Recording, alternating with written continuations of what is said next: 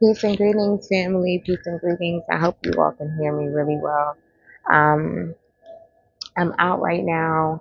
I'm in a cafe in Dar es Salaam. I came here to do some work, but I just had a quick word for you, and I wanted to upload a video because there's just something that's really pressing on my heart at the moment. Right now, as you can see, based off of that Christmas tree, it is the holiday season. And it's really interesting because this is the time that people will usually gather around with family and be with close friends and be around loved ones. And I would say that even though I live like 100,000 miles away from my biological family, that I feel pretty good about the family that I have here in Tanzania. You know, the thing about it is that so many people don't realize how much being apart from relatives can take a toll on them. And that's really one of the biggest things for people who come from close knit families to consider. If you are considering moving out of the country, you really have to be realistic about the type of relationship that you have with your family and the type of family that you have. If you are an only child and you know you need to be close to your mom, moving out of the country may not be for you. If you come from a family of 11 and your sisters are your best friends, moving out of the country may not be for you. You know, for me, I grew up in a very small family. It was just my brother and I. And when it comes to our family was always very disconnected, even though my relatives lived all relatively in the same place in Atlanta, Georgia.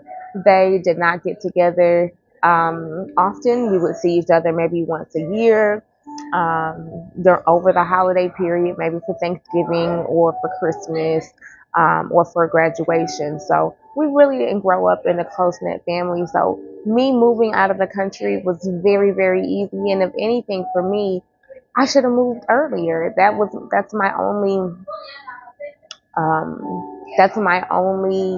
regret, that I did not immediately move out of the country and leave America after graduating from college. After graduating from college, I should have left because I didn't have those family ties and I didn't have the need to stay around.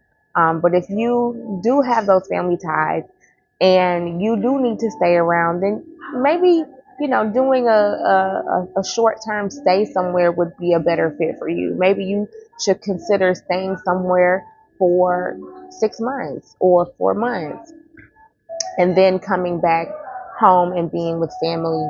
You know, again, for me, I have made more friendships here on the continent. I have made better connections because people, in my estimate, have been more genuine. There's less red tape. There's less politics. There's less. Um, there's been less for me to figure out, and it's been a lot easier for me to just establish a heart to heart, human to human type of connection, and that's something that I greatly appreciate. I remember when I used to live in the States, I would have people that I considered to be my friends. And when conflicts would arise, when things would arise that I I wanted to talk about, I would second guess myself a lot and say, should I call them about this? Should I not call them about this? I always felt like I would be a bother, I would be imposing on others. And the reality is, the Western American culture really centers around this concept of being individual.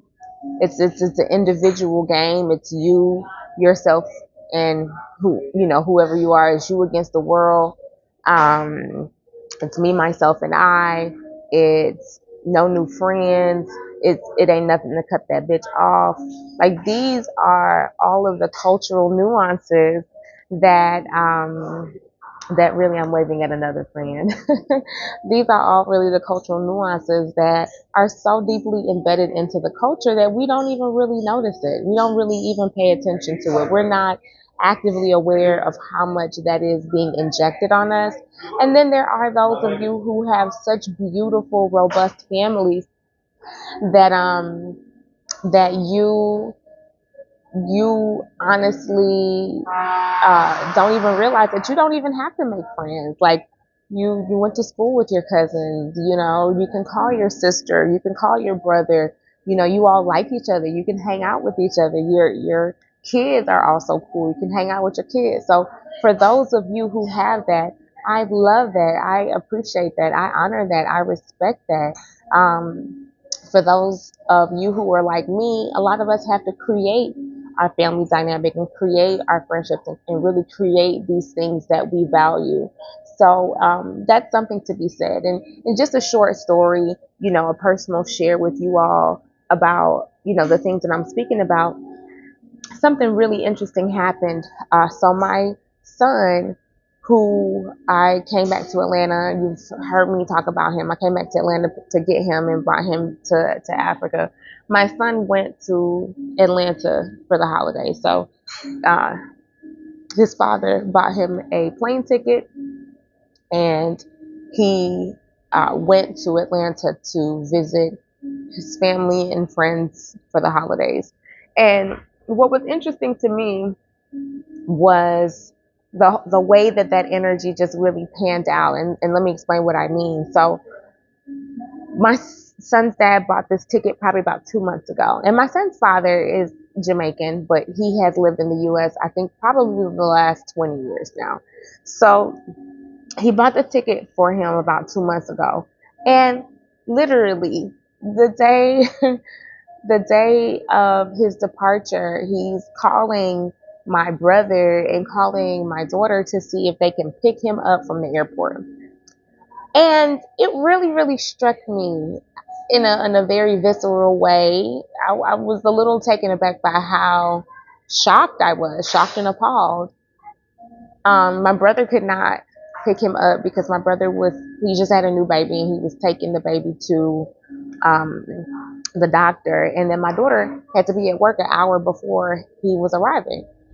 So it struck me because he said, you know, okay, well, I'll just call him a boat or I'll just call him an Uber.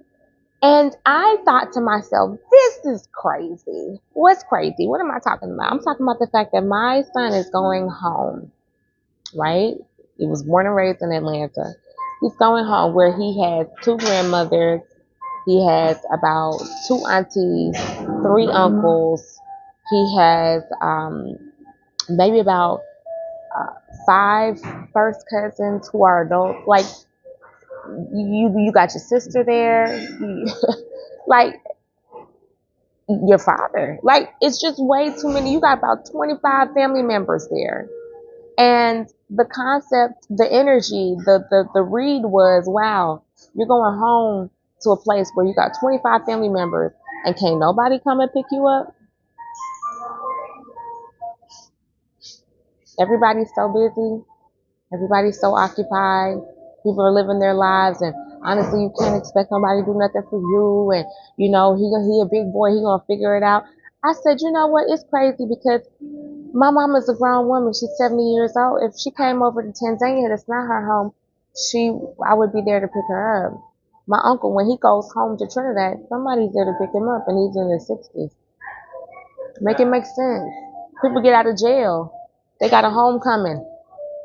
You got a big old you pull up at the airport, somebody with a sign waiting on you or waiting on somebody else to pick them up.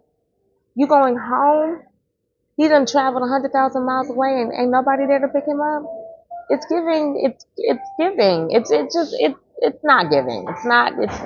It's very individual, very Western, very non-village, very non-communal, very we're not here for you, very you're on your own.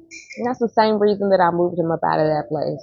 So just things to consider, just things that I have been thinking about and wanted to share with you on this beautiful day.